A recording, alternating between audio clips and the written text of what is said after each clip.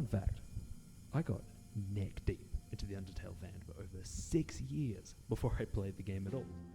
And the game just felt far too personal to play on the family computer, so when I finally got around to computer gaming, you already know what I downloaded. I stuffed around with it a bit, but I never got past the ruins. I just wasn't old enough to appreciate the game and its mechanics. Yeah, I know, it's funny. At least you two at the booth seem to find it very funny. So, I left it for a few years. When I got back around to it, it was into COVID. I opened the game, then I was met with the start screen. And so, most of us will know the song Once Upon a Time. It's playing in the background right now. So it plays over the start screen, and there's something so iconic about the theme. It's that slow rendition of that melodic motif that just makes it so nostalgic, as well as those pretty shit 8-bit instruments that drive a unique soundscape to juxtapose the modern stereo reverb completely, because it was made in FL Studio. You'd never believe it. All that feels like experiencing the game through rose-tinted glasses when you haven't even played it yet. But the first time I heard that theme, I was 10. At this point, I was 13, working my way through the COVID years, and I could not bring myself to open the game that I thought I loved. It felt like opening Pandora's box, and to this day, I haven't experienced that anywhere else apart from video games. Now, I'm much older and far more mature, for the most part, and so I finally brought myself to open the game, though it took wiping my old save to completely dead off my hard drive to kill that really strong sense of nostalgia. And so the truth is, I do love the game. The music, the characters, it is back up my list, probably the top of my list is my favourite game ever, and I can say that now that I've played the whole thing. So, curiously, Undertale has also popped up again in a different context, something I had nothing to do with back in year 4. Jazz. And it's not the only video game. So first of all, to all my friends set up at the bar and this wonderful audience, thank you so much all for coming. I really appreciate your time.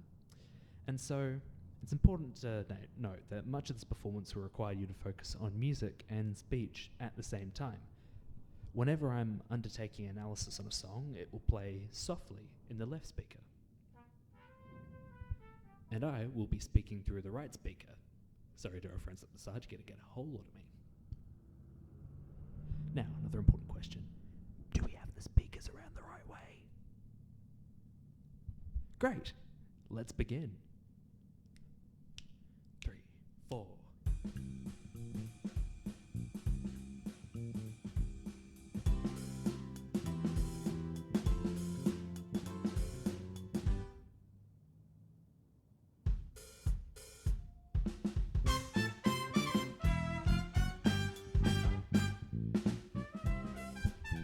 Now let me introduce to you the great video game songbook. So it's a term used to describe the video game tunes that have been adapted by jazz musicians into new jazz standards such as Bomb-omb Battlefield, playing now, Megalovania, and Last Surprise. And so it is my mission to convince you that the limitations of video game music are a recipe for nostalgia, and that nostalgia has pushed video game music to the bleeding edge of modern jazz. And I'm sure you guys are enjoying this. I'll let this play for a bit.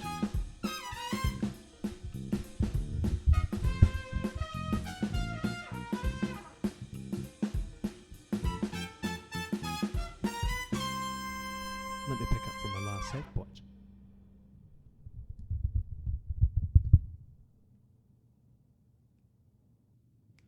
One, two, three, four.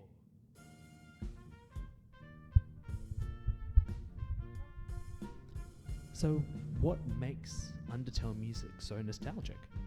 It stems from the era of video game music it's trying to emulate. Games built on the Super Nintendo Entertainment System, most of us will know it as the SNES, the GameCube, the original PlayStation, and similar consoles from that generation, were severely limited by the number of voices, like actual components they could have in their music, and the sounds available as those components. So really, all composers had was a square wave, a triangle wave, and some noise for the percussion. In English, that is a harsh sound, a mostly smooth sound, and some percussive noises. You know, a good whacking the microphone, you know? And so this led to a laser focus on the melody, something Toby Fox, the animator, artist, programmer, and composer for Undertale, has placed at the forefront of the Undertale soundtrack with the addition of harmony voices. To demonstrate this idea, let's break down this song.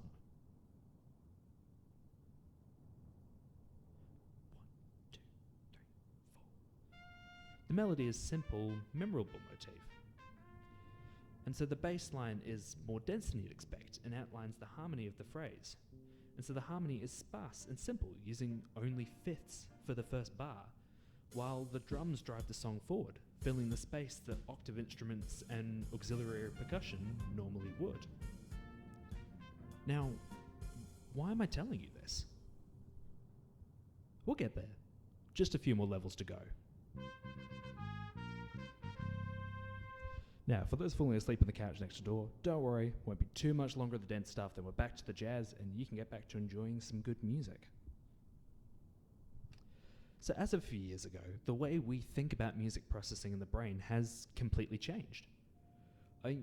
We used to think it was similar to the learning that you did in your regular school classes, but now we know that it's split into two layers. The musical structure, the notes, the time signature, the harmony, and the contextual associations. And in that way, we've completely upgraded the model. 1, 2, 3, 4. By comparing the difference in brain activity in those listening to new music and those listening to familiar music, scientists Rein and Brown found a difference in the areas of the brain activated. Completely different.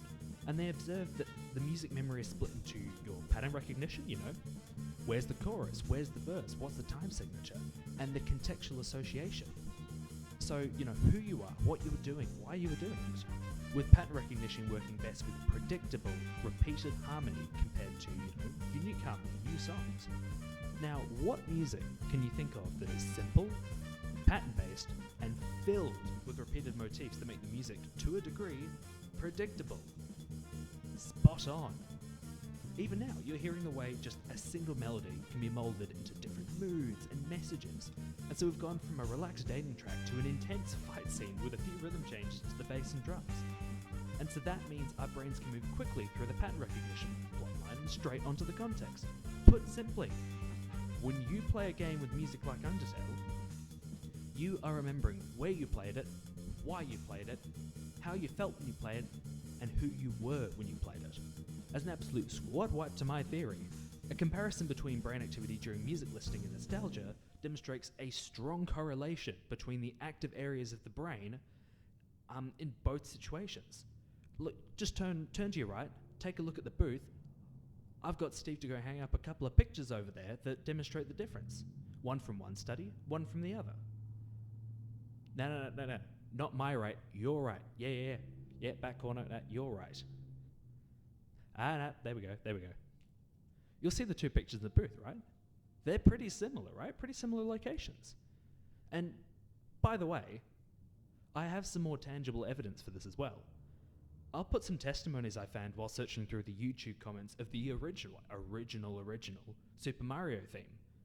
And take a look at some of the memories it brought back up.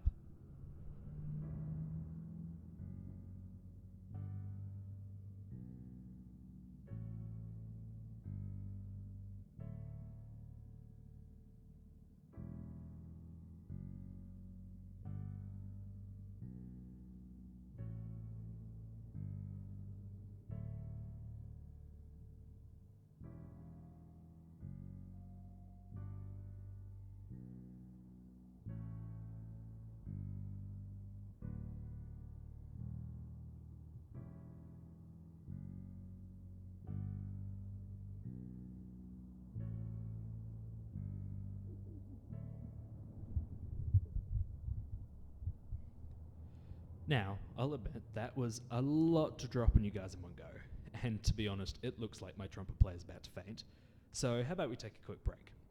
Make sure to go say hi to Steve up in the bar, and I'll see you all again soon.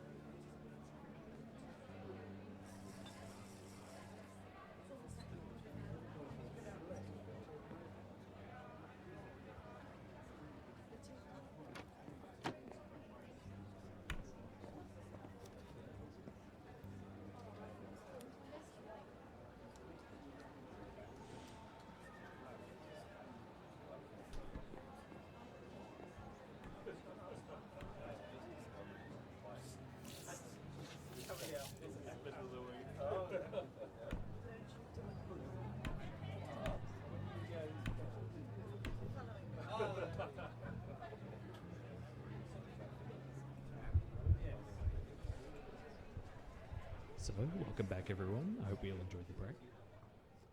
Time to get back.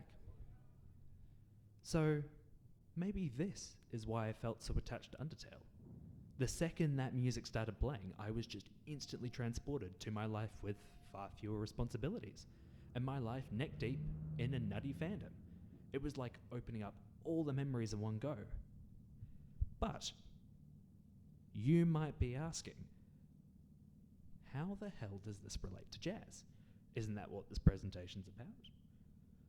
But well, this is where it gets cool. It just happens to be that because of this intense connection I felt with the Undertale soundtrack.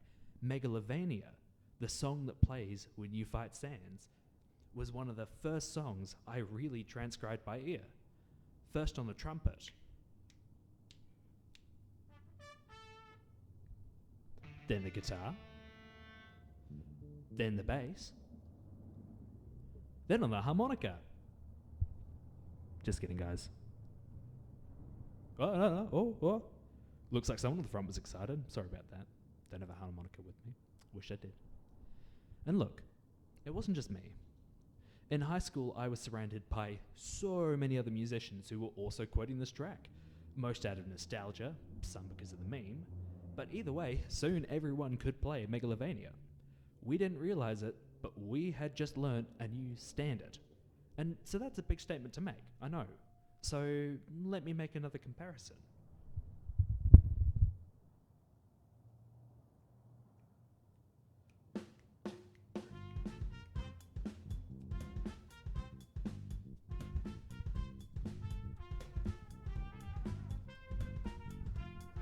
So when the Saints began as a church song in the late 1800s, and it was later popularised by Louis Armstrong, though I'm sure most of you already know this. But did you know that Louis Armstrong got to start improvising over it when he danced to it at funerals as a child? Ha! Bet you didn't know that one. But anyways, once the 1938 recording came out, it was taught everywhere. The recognisable melody was a hit for learning musicians, and the simple chord changes were a blast to improvise over. In a sense, you could make your own fun with this song. But, a simple melody from most people's childhoods at the time, getting performed in different ways as those children grew up, and becoming a jazz standard. I'll let you draw the comparisons. Because now, high school musicians and some pro musicians are playing Oh and the Saints and Megalovania side by side. And in the case of my high school, both to the annoyance of the music staff. Whoops. But that brings me to the final boss of this performance, the great video game songbook. 1, 2, 3, 4. As pointed out by Charlie Rosen, leader of the 8-Bit Big Band, the most prominent band in the space, modern jazz musicians are using a completely different canon, the basis of songs, the songs on the radio, to that of 20th century musicians, where artists like Coltrane, famous saxophonist, for those who don't know, pulled from old musicals, will pull from video games. Not to mention that with the limitations of consoles like the Super Nintendo Entertainment System, again, SNES, music had to be repeated in simple patterns, AABA or ABAC, and anyone who knows a thing about jazz will recognize that instantly. That is, or those are, two of the most common patterns in jazz. And so because of this, you can find video game music being performed at jam nights at places like Dom Palombi's in New York and the Black Cat, pushed by big-name artists like virtuoso saxophonist Patrick Bartley. I mean, even in places like Melbourne, Australia, you can find entire performances based off video games and video game-adjacent material in places like the Paris Cat. Places that I, as an amateur jazz musician, would consider the bleeding edge of modern jazz and the canary in the coal mine for the future of jazz music. And so there you have it. The limitations of early video game music gave rise to simple arrangements which are easy to process, therefore storing more contextual information, and so these songs pop up unconscious as nostalgic memories and therefore get turned and molded into the songs we play as adults. And bam!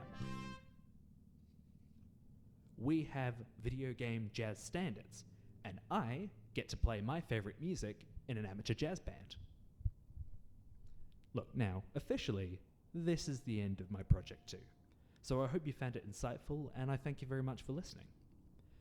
If you need to continue marking or going about your day, feel free to. I'm not going to hold you here. But I think the band has one more in them. So we're going to stick around for one last tune.